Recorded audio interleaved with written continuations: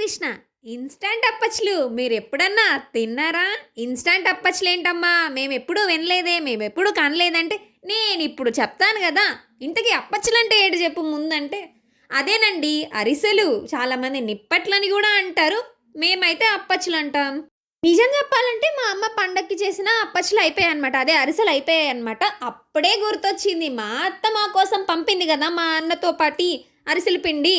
సరే గదా!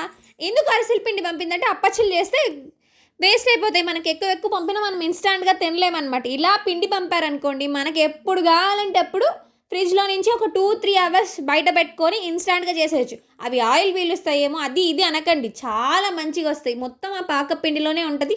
మనం చేసేటప్పుడు ఒక 2, 3 అవర్స్ బయట పెట్టుకొని చేసుకుంటే చాలండి.